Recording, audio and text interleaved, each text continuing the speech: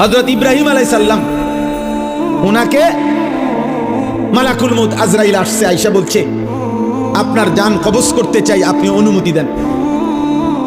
হাদিসের মধ্যে আছে প্রত্যেক নবীকে মৃত্যুর পূর্বে মালাকুল মউত জানায়, অনুমতি চায়। অনুমতি না নিয়ে কোনো নবীর জান কবজ করা হয় নাই।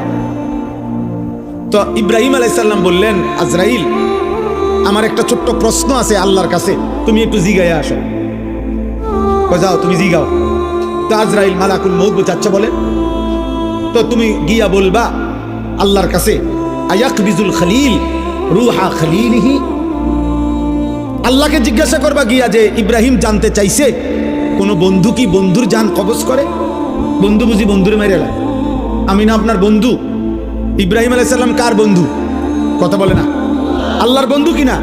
তো ইব্রাহিম আলাইহিস সালাম বলতেছে যাও গিয়া জিগাও কি বন্ধু এটা, বন্ধু বন্ধুরে মারতে কয়? বন্ধু বুঝি বন্ধুর জান কবজ করে?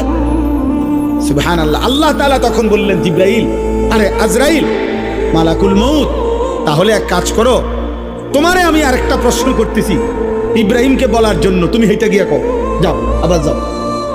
তো মালাকুল মউত এসে এবার ইব্রাহিম আলাইহিস সালামকে বললেন, আপনার কথার জবাবে আল্লাহ তাআলা একটা প্রশ্ন করছেন, আপনি এটার উত্তর দেন। তো বলছে কি?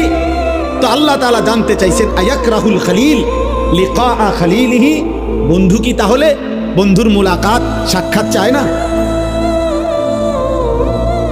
বন্ধু কি বন্ধুর সাক্ষাৎ পছন্দ করে না? তাইলে ইব্রাহিম আলাইহিস সালাম বুঝছে, হায় হায় এ তো মারা না, এ তো বন্ধুর মুলাকাত, এ তো মৃত্যু না রে, এ তো আমার সেই মালিকের মুলাকাত।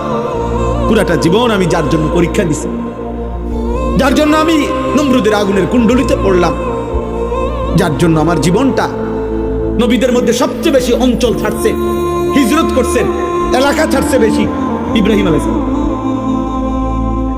তো সে তো বন্ধুর মুলাকাত।